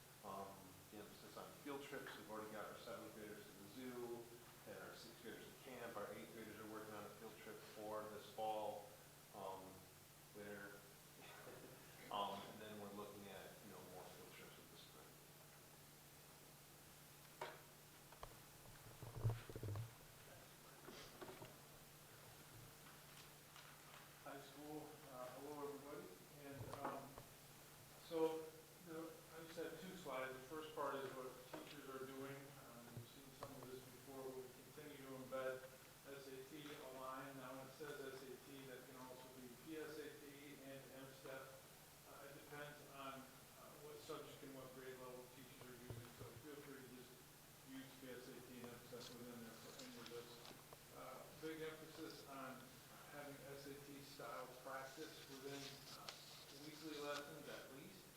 I think what we're trying to get away from is, hey, this is SAT prep, but it's more, this is what test questions may look like, so when we get to an SAT or a PSAT, students are ready for that. As was indicated with elementary and with middle school, the PLC process is huge for us. So we built in those formative data cycles, so I've asked them to plan their year out when they will give formative assessments in each subject area. And the PLC leadership, when we have those PLC meetings, which are happening at least every 2 weeks, that we look at that data. So like this morning, most of my teams were looking at data from formative assessments to see where kids fall. And then I talked about building stamina. That is, essentially those tests are reading tests. Each of those tests have a lot of reading that's not always very exciting reading that they have kids then respond to. And so to continue to work on those SAT type prompts. And then again, we're analyzing those within our PLC groups. So for example, today math had given some questions around some SAT things and to see that our kids could handle that and do well. So they were looking at that in our PLC. As far as what administrators are doing, just continue to invite families and provide support for students. So there's ways to do some follow-up Khan Academy, also through College Board. They are taking some of those assessments through those 2 pieces. Once you take a PSAT, and it's nice because all of our 8th graders take the PSAT, so they're in the College Board system. Then 9, 10, 11, they can just walk right back into their College Board account. They know what they need to work on, they can do that work. That's also linked to Khan Academy if that's a different way that they want to learn, that's fine too. We also have some Sylvan support that we build in, Sylvan Learning Center, as well as another learning platform, Progress Learning, I think is the other platform that we use for that. We also, when we do walkthroughs, when we do observations, as administrators, we're looking for that SAT-like instruction, as well as that the students who are engaging in that. And then again, giving time to help facilitate. So all of my staff meetings, similar to what Mike talked about, all my staff meetings are around some sort of instruction that DC could help with. Our instructional coach also helps with those. And so we did some of that today. We do some of that at every staff meeting, as I said. So that's kind of what the high school is doing in a nutshell.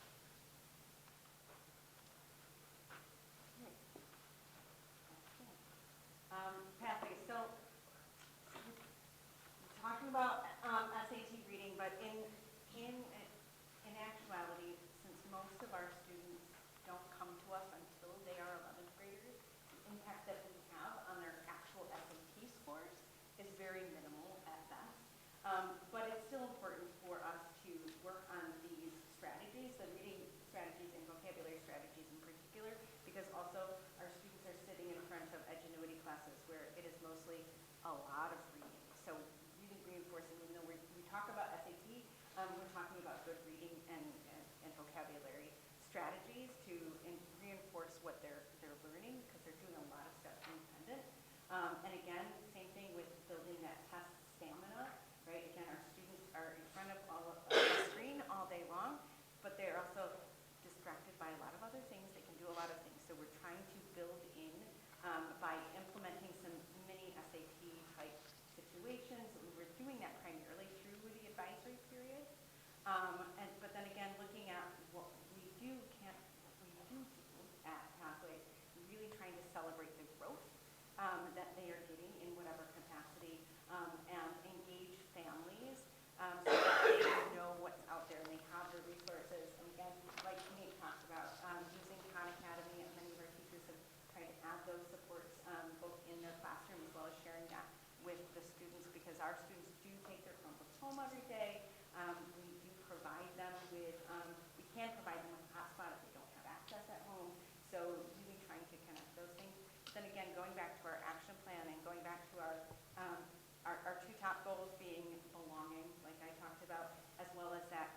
development and career awareness. So making sure that we're connecting their EDPs, their educational development plans, with, it says we're keys, but it's now changed all to WIN, just another name to mean the same thing, to really strengthen that career readiness piece, which is, I mean, again, like Nate said, too, all of these strategies should help with the PSAT, the MSTEP, and SAT. So we're all working collaboratively because our structure is a little bit different, but these are also things that I look for when I go through walkthroughs, and I support our teachers as they're doing those things.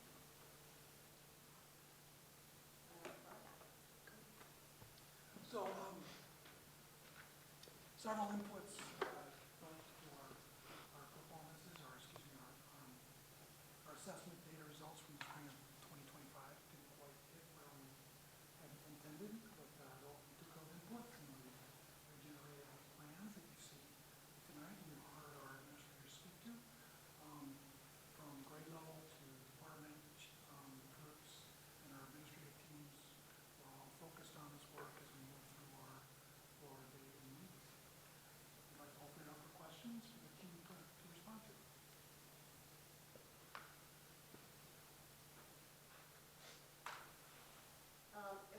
Could you put back to the elementary slide? There were 4 there. And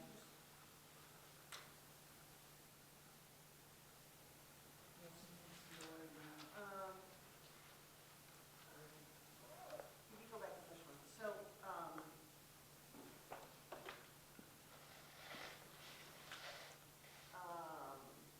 there was mention that switching from iReady, or switching from NWEA to iReady, that when we talked before, correct me if I'm wrong, because I'm wrong a lot, that they were, since we're starting over with a new baseline, that we were going to take their old scores and translate them into what those scores would be iReady wise.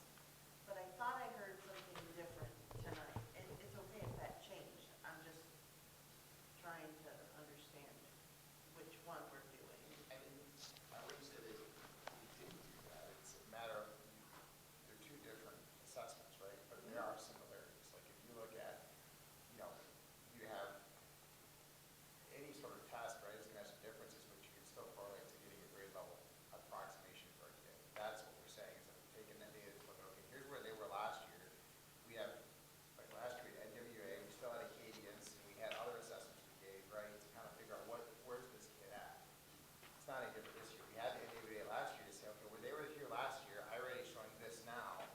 Okay, that tracks a little bit. There's some comparisons there, and then we also have the Acadians data, and we also have, some of the bookworks assessment data as well. So it's not that we took that and did sort of calculations with it. It's just another data point that we can look at to figure out where is the kid at and where is he going to be. And then probably more importantly, outside of just this raw score, is looking at what are those foundational maybe skills that they're lacking, and we target those then for the small group instruction.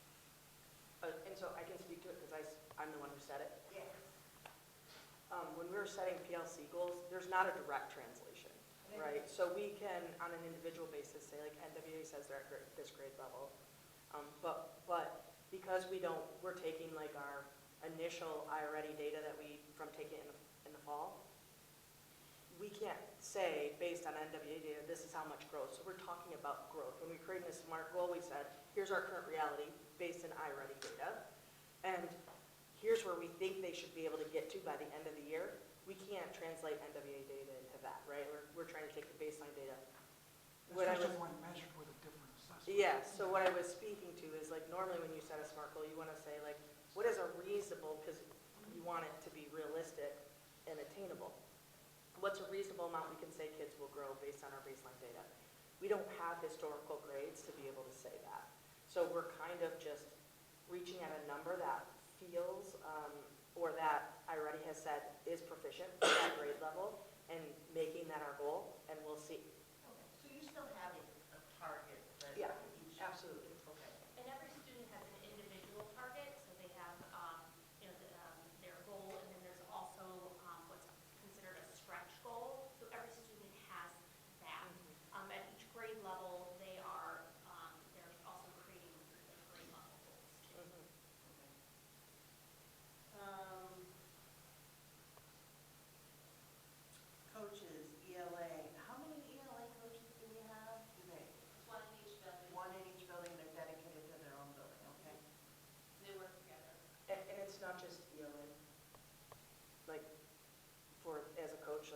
coaches, she is focusing on, ELA right now.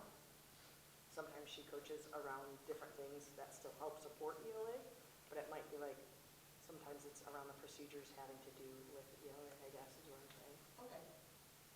And then for math, I know we've got Nick part-time. He's splitting the ISD and. Yeah, he's Full-time now? Yeah. I'm here all the time. and Oh, that's they what just you- borrow you when they need you, is that? If they were to need me, which they haven't so far, Okay. they got me. Good answer. In the, just to be specific too, for Alpine, we have a dedicated building coach, but she's also split between that and intervention. I'm So, sorry. Yeah, she's split between coaching and intervention, so she services substitutes with reading support too, just to not have that confusion. I think on one of the plans, it talks about iReady, 30 minutes. Is that, so iReady is math and reading, right? It's not specific to one or the other? So is it just 30 minutes wherever, 30 in each subject for. oh, 30 in each subject? Yeah. So 30 math, 30.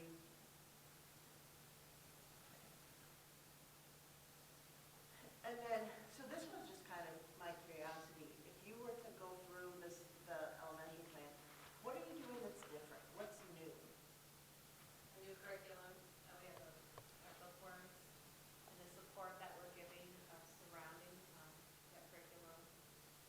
The iReady is new, the pathway. This year, ELA, PLCs, and math PLCs are happening at every grade level every month, so. What were you doing with it before? So last year, we started ELA PLCs, but it was not a consistent once a month at every grade level. This year it is all three buildings, it is happening coach supported, Yeah. PLC conversation. And I would say that not only is it coach supported, but being coach supported, it's really focusing on the 4 questions of the PLC. Whereas before, other things kind of get into the agenda, you know? So really focusing on those 4 questions, what do we want kids to know, be able to do? What do we do when they already know it? What do we do if they don't get it? Focusing on all those questions. And that makes it more data-driven too. And then we are better identifying out of that ways to intervene with kids or ways to even push them to reach their stretch goal if that's needed. I think just kind of like very generally, like a lot more strategic approach to figure out what instructional ways we want to target the kids, a little more strategic approach to some of the monitoring and pieces to be accountable. And our ELA curriculum is night and day difference. And then we had, the one that we had last time was supposed to be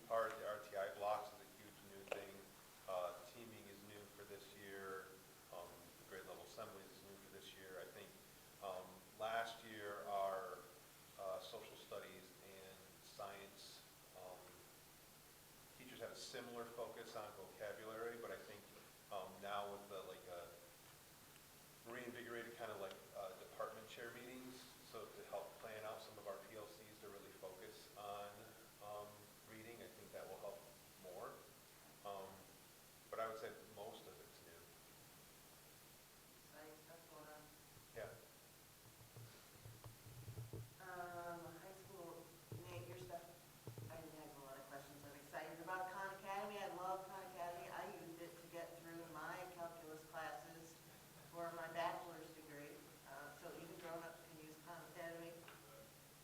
Sylvan Learning Support, is that something that is available to families? When I think of Sylvan, I think of a fee and they pay. Is that what this is, or is it? It's outside of school day, there is some things that would be involved. They have some scholarship opportunities, too, so, and yeah, that's an added cost for a family sometimes. And Kathy, Pathways, do we require Pathway students to take the SAT? Is that like an across the board? All 11th graders are required to take the SAT in state Michigan. I think it's engaging our kids to see the relevance of the SAT that we work on. I would say, especially if there are, it's not limited to Pathways, right, at the high school level too. If you don't have any intent on going to college, which some kids know, or at least don't plan on going, I can see that would be a challenge. So, I appreciate what you guys do to get over that hump. Thank you. Is there questions? I just had a curious question about who Dave Stewart Jr. and his 6-thing strategy was, but I just looked it up and I don't know. This is interesting. So I don't really have to ask it now. I just wanted to, that was going to be my question. Is who is Dave Stewart Jr.? What are his strategies? Is that part of capturing kids' heart? Was that he used along with it? It's not one. You brought that over from prior life, right, Mike? Oh, that's not, you brought that over. I knew somebody brought it. Mike gets a lot of credit for a lot of clues. We brought him in to start last year, and he also returned in October. Dave's a teacher in Cedar Springs who also is a well-known author, and Yeah. so he's a local connection. I have 5 social studies teachers going to see Dave tomorrow and work with him. So yeah, he's a great resource. That teaching and learning department helped us get here. And, it has been good for 612 for us. So, I love the talking points, so I'm a big fan of that. So to just go back to it for a moment. I know we have great students, right? We all agree, shake our head, we got great students. We got a great team. It seems like we have a great plan.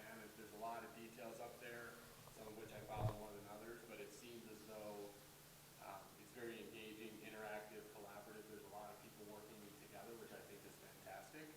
And so this, we've had a few years where we've made progress, but I think we all would agree it's not the progress we desire. And so is there anything at all, this is your opportunity to say it, that's standing in your way of achieving the desired results? I know is there anything you need from the board level for support? That's a loaded question at the table. But what I want to do is, because when will we be getting the results again? Is that a spring, summer, fall? I can't remember when we actually get the outcome of all this one. So our students will take these tests in the spring. We will get them as we come back in the next year. So as we sit here in No, however many months that is, we feel confident and bullish that we'll be in a much better spot than we are today. And there's nothing else that you all need, or if there is, maybe talk amongst yourselves and get it up, because, we are seriously, it's great that you do all this work, but at the end of the day, we have to see the results, right? And I have no doubt that this team can deliver those results, and I've heard a lot of great stuff, but we have to see those results, right? We have to see measured progress. And the last thing I want to have happen is another 5 months go by, we take the test, we get another year behind us, another class, you either go up to the next grade or you leave the school and you haven't kind of been part of that success. So I just offer that if there's anything. It all sounds great, feel really good about the team, very engaged, very good plan, but we need to see those results.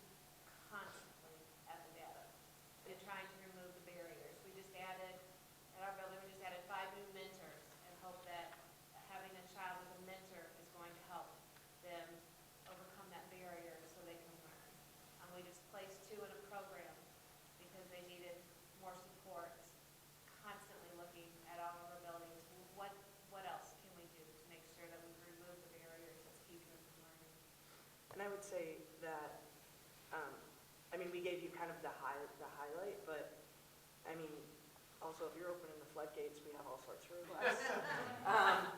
But I think that we do need, like, we're bringing to PLCs, they are bringing data to the table that we are actively measuring, and we have checkpoints. We don't have all of our grade level goals up there, but there's like, here are things they do daily, here are things they do monthly, and we have checkpoints in there. By January 20th, the kids should be here.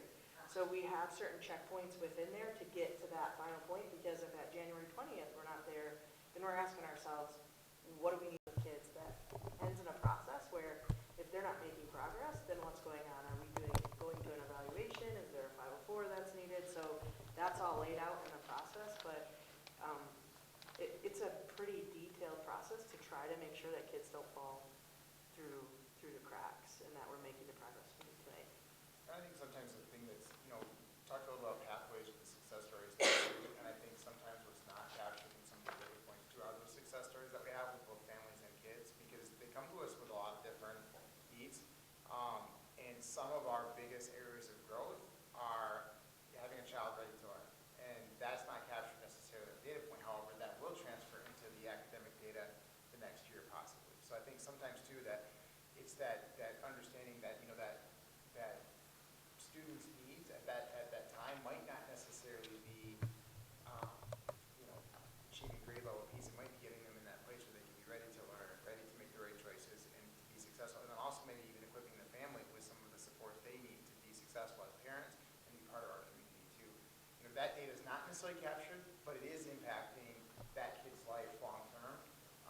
And then obviously then the next step is of course digging into all the stuff that, at Brooke, you're mentioning the data and groups and looking at the academic side of that student too. But there's a lot of work being done by all of our teams in those areas with kids to see them be successful. And I'll add one caveat, one thing that I use as a data point to kind of piggyback off what Jason said is, it's called the building blocks of learning, and it's a pyramid, and at the top of that is like self-actualization, student agency. At the bottom of that is safety and security, a sense of belonging, basically the readiness to learn. And sometimes, like we have our child behavior specialists and things like that that are really working on those bottom two rows of the foundations, the building blocks of learning before we actually see some of that academic. And it's growth that's not necessarily measured in the tests that they take, but it certainly is measured in perhaps their attendance or number of referrals or things like that, their engagement in school. I also don't think we can make light of or forget that a lot of students struggle with, my daughter being one of them, testing anxiety. It's a huge thing. It's really difficult. She's a straight A student until she had to take tests. And then it was extremely, that anxiety is real. I don't know how you help with that, or even help parents to help their student with that, but that's a very real thing. It's hard for students to take tests. Some students it's not. But, yeah. Well, I mean, we did hear one thing that it sounds like we need at Pathways is more time. Like, I think, almost called you by your first name, sorry. Mrs. Kathy said she's 0.6. So, I mean, I appreciate the candor on that. And if there are other things that you don't want to say publicly on video at a board meeting, but like maybe you can bring to your HR, like what can we talk about, to his credit of, like, if there are barriers that are standing in the way, because I think that you're doing the best you can with the resources that you have and the circumstances that you're under, but how can we maybe improve a couple of those things, and we don't know until we know. I think what Abby said is important. The floodgates are open. They're open. We're telling you that. I think the board's saying that right now. Floodgates are open. Floodgates are crap. You're saying that. The point is they're saying you need something. Right.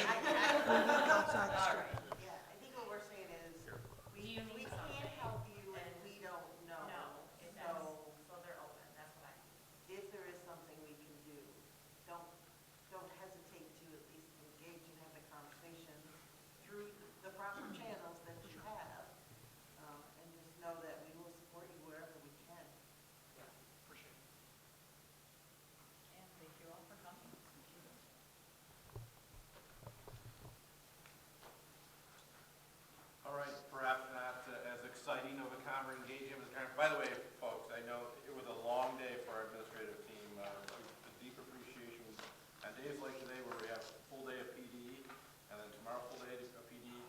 It's a reminder to all of us what it's like to be a student every day, and the amount of time that we need to take breaks and so forth. So thank you for a very long day, and be back at it first thing tomorrow morning as well with PD with the staff. So you're welcome to stay as long as you'd like, but you're also welcome to head out. Some deeping, Question was, like, before you get into the policy,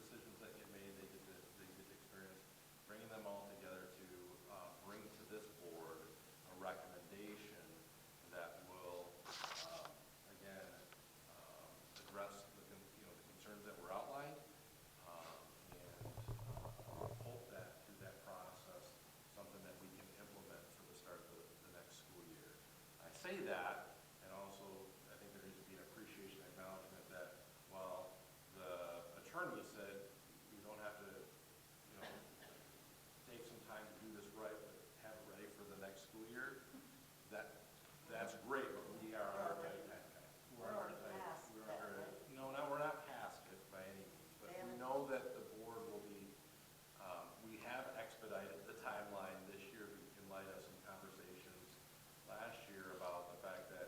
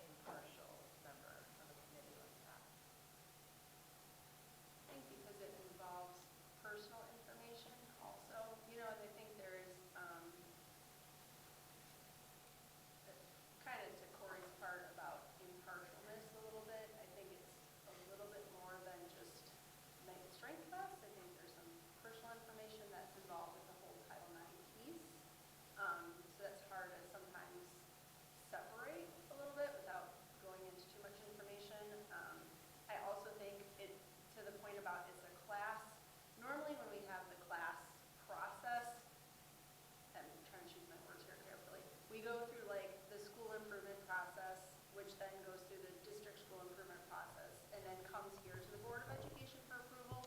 But at the same time, it's not your typical class approval, right? So there's this whole issue of,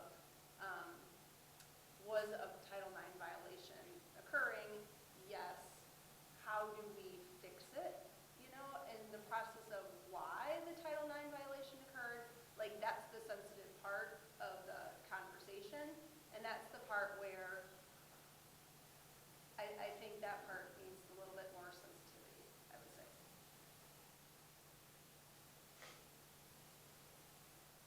I just don't want to go into too much information. No, I hear you, and I understand what you're saying.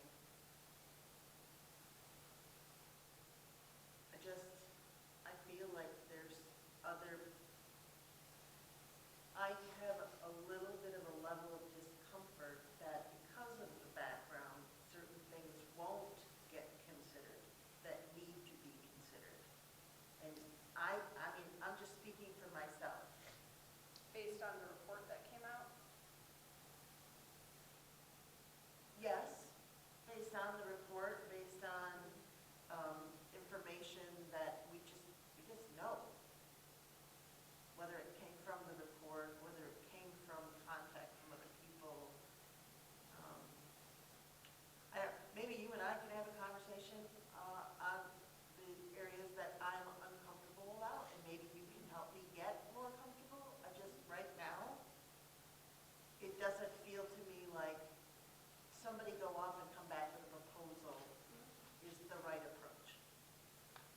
I 100% appreciate your wanting to engage stakeholders, I do. right.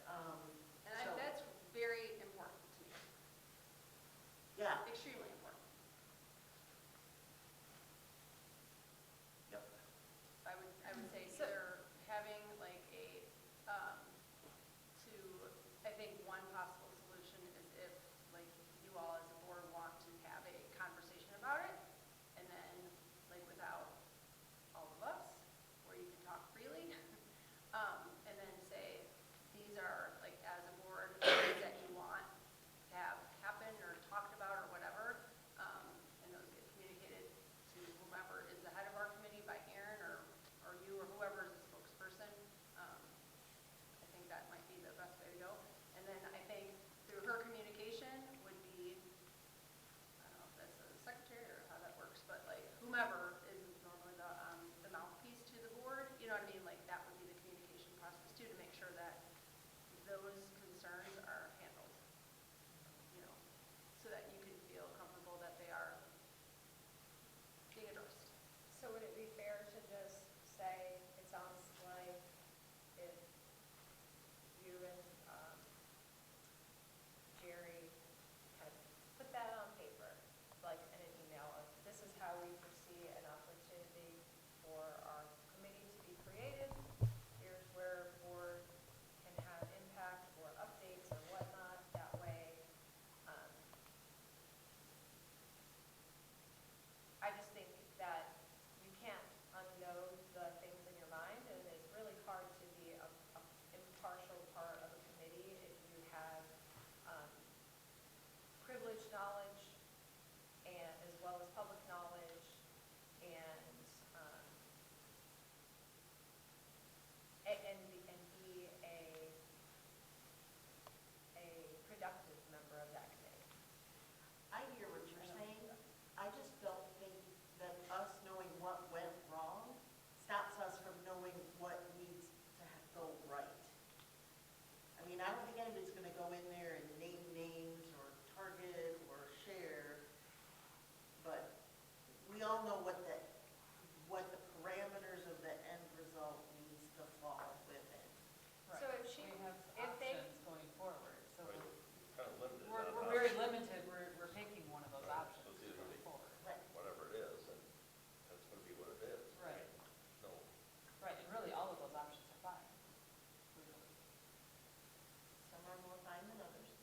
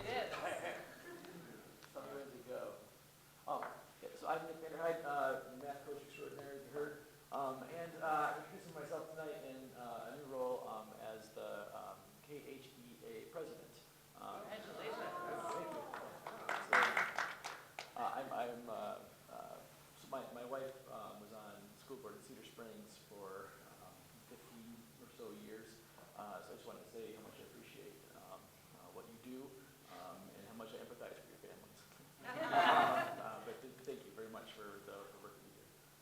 And I'm excited to work with the district because we do have changing needs in our district. And what can we do creatively to help our teachers best address the needs of those students? So I'm excited to work with you, work with the administration team. It's been a joy so far. I know there's going to be tough times with you guys in your job, but it's been a joy so far. Thank you. Thank you. Nick, please tell Shannon I said hi, and I love her KDL visit. I will. They're so hilarious. Cracks me up every time. And when Shannon would go up to the school board conference with my wife, then sometimes she was the only person from Cedar up there. She says, well, I'll just sit with the Kenowa people. They're always nice. We had a blast. She's so much fun. Yeah, I miss her. I agree. She's fantastic. Thank you guys. Thank you. All right, moving on to action items, seeking motion and support to approve the consent agenda, which includes our November 10th Committee of the Whole workshop minutes, our Cooperative Education Agreement, and the